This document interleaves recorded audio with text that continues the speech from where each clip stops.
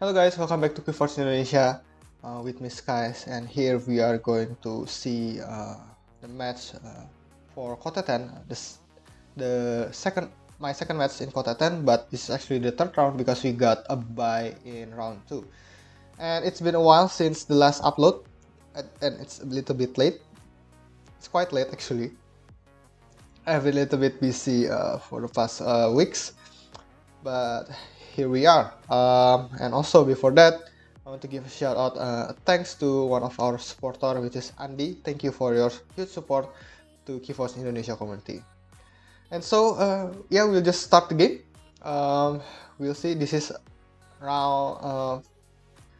I'm against tranhoaibao, and we are playing SAS bracket 75. So I'm bringing Yesugrap, the Navigator of negotiation, and my opponent brought the armored commander. So Dark Tiding versus mass mutation. Alright, now we got a pretty interesting hand at first with 4 shadow, but bad penny. It's interesting. So the problem is if our opponent somehow didn't get any Aember on his first turn, then the red penny will be useless. But we are going first, and we can play. I guess we can play Snatch first, just to put it there, and then probably next time we are going to play Shadow, hoping our opponent gains some Aember. I think this deck have a pretty good expected Aember value, so pretty huge chance that he'll get some Aember. So yeah, I'll just set up with one Snatch. We have the gateway to this to wipe the board if we need. We have the lower half of Niflkong also, which is it's hopefully we get it's coming or the upper half pretty fast. If not, probably we are just going to discard Niflkong. Okay, so this one is very interesting, right? Our opponent only play one Hookmaster and didn't get any Aember. Only play one card basically, which we didn't expect. So we can be efficient to play the 4 shadow card that we have, but here we can also just rip with Snatch and move back the Hookmaster to the hand. And we still keep the gateway to this because say that there are creatures like Hookmaster which have a fight your opponent lose to, so we don't want that to linger around in the battle line for long. So we keep the gateway to this, and also we can use our master plan to keep gateway to this ready for basically any turn, right? Okay, so we have also bad penny. Here we can steal one, and then we have Seeker Needle, and basically it's ready to be used to bet red penny, not bad penny, sorry. We have Doom Sigil. Now Doom Sigil is interesting because our opponent has a pretty good creature like Hookmaster, right? So and Hookmaster have 4 power and I think 1 or 2 armor. That's why we can try to use Doom Sigil to destroy those creatures, right? Because Doom Sigil gives poison to every creature. And right now our creature basically only have red penny, and I don't think we let's say if we want to destroy by fighting red penny, then he's going to die from Doom Sigil. His creature will also die from Doom Sigil, so that's something that can be considered. But the double edge is using Doom Sigil also give our opponent tools to, let's say if we play Niflkong here.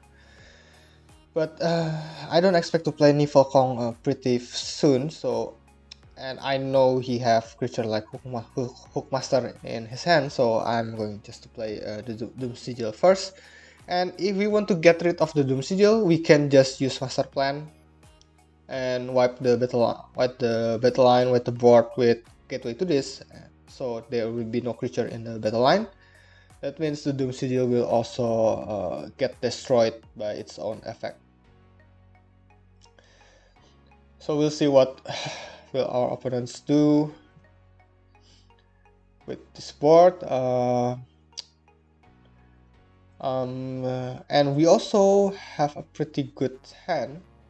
We get for this creature, this card, and there's also Ethan's Jar.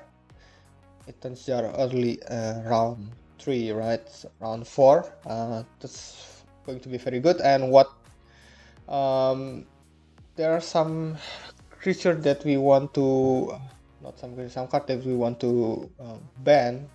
We want to ban with Ethan's Jar. I think the card that we want to ban is obviously Deepwater Gruen. I think this deck have 2 Deepwater Gruen if I'm not mistaken. So he just destroyed the Bad Penny. He has Skirmish, so that's why the Doom Sigil didn't work. There's no poison. But now obviously we are going to play this. We are not going to wipe the board yet. We're just going to play Ethan's Jar.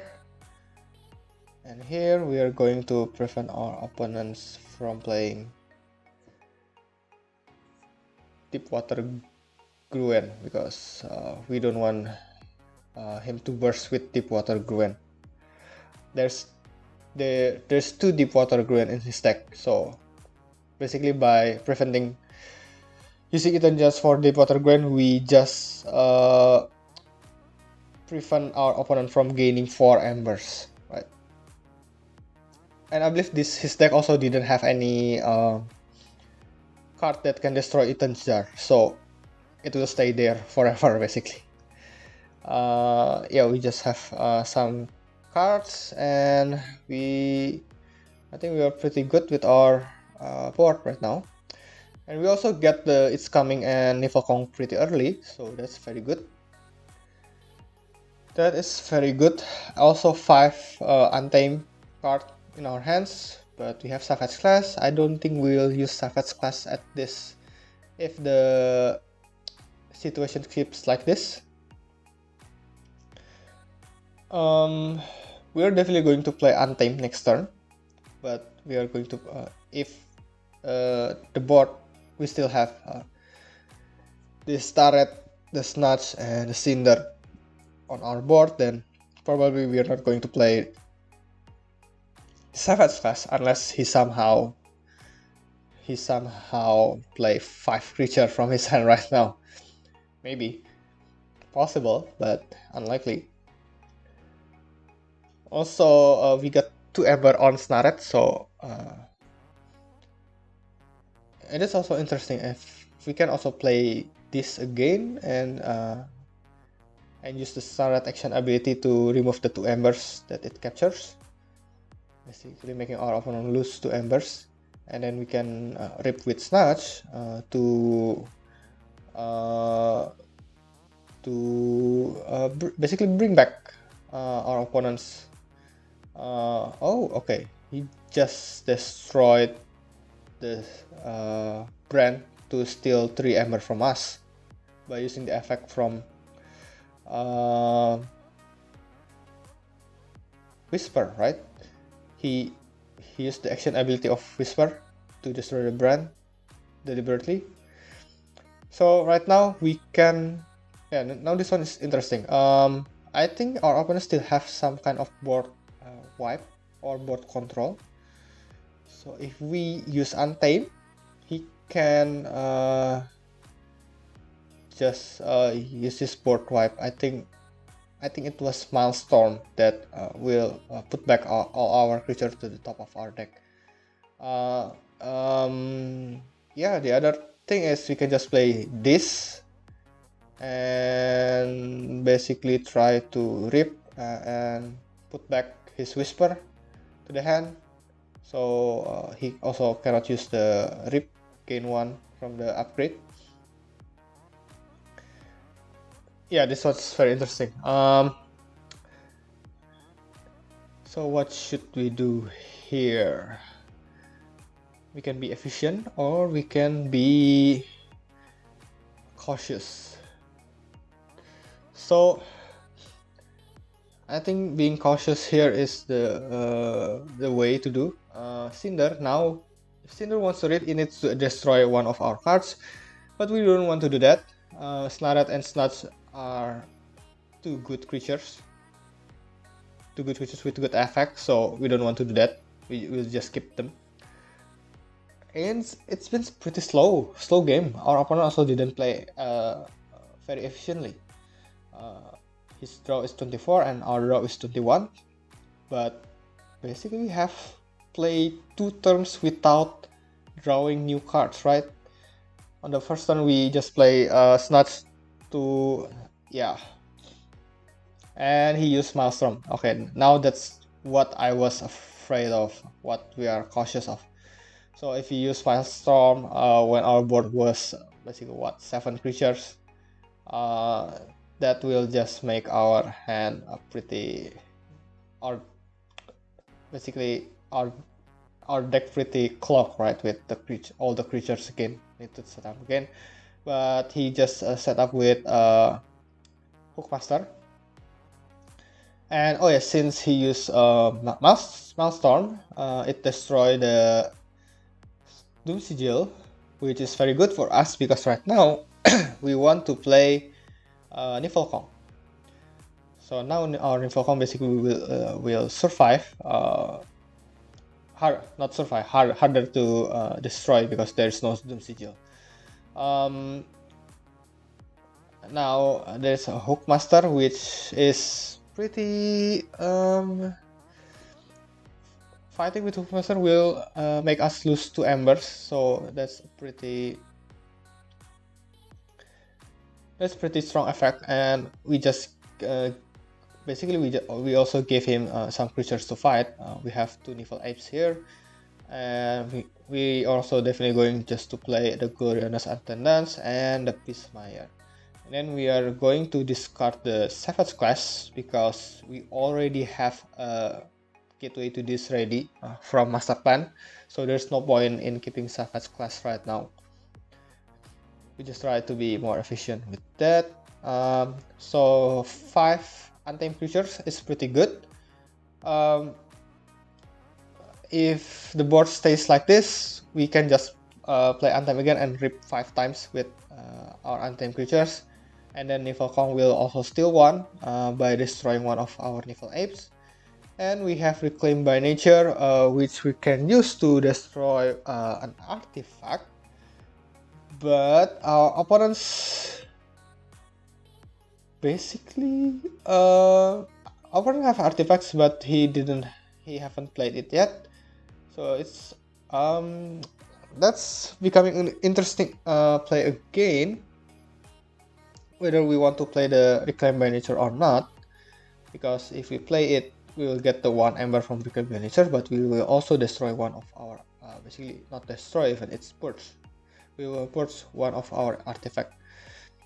We're definitely not going to purge Ethan Jars, and we are not going to purge Master Plan since we have gateway to this there. So the purge candidate will be Seeker Needle, right? And our opponent just fly to 7 Aember with the Shadow. We can prevent. Oh damn, he also destroyed a lot of our creature. Okay, but he didn't destroy Peacemayer, which is very good, which is actually pretty weird. I think he wants to destroy. So 7, right? So he dealt 3 damage each to Nifl Ape, so that we cannot steal with Nifl Ape. And 1 damage he just gave to Gloriana's to just destroy Gloriana and Tenants, and he doesn't have enough damage to destroy Peacemayer. So here I guess the play is to play now it's interesting. We can play Untamed, and then we can we don't want to lose Aember from Hookmaster. That's why we want to destroy Hookmaster, and we're just going to keep the Niflheim here. I think Niflheim is pretty strong creatures to keep, and of course we also have the Pismire, so we still prevent our opponent to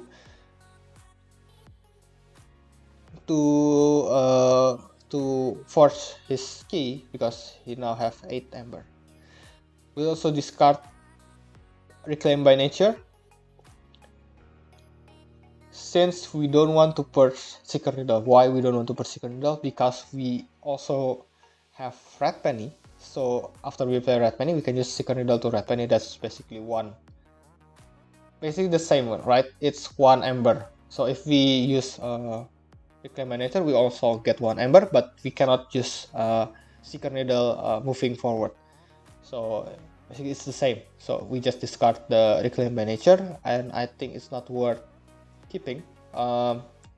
Just trying to be efficient, right? By discarding the Reclaim by Nature, we get Gamgi, so we can now play for Shadow next turn. Now let's see what our opponent does. He can destroy the Niflheim using Whisper by losing 1 Aember, but then he also needs to destroy Pismire at the same time to be able to force his key. Let's see.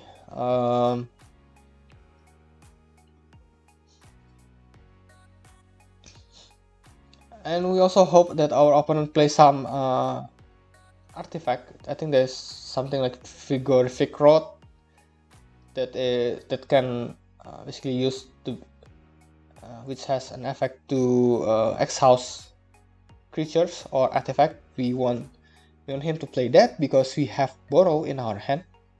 We want to steal the artifact, right? Yeah, so that's why. And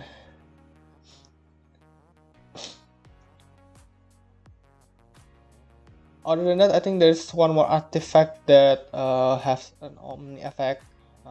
Also, just to purge some cards, not purge, to exhaust some cards. I think yeah, we can borrow those artifacts. That will be good.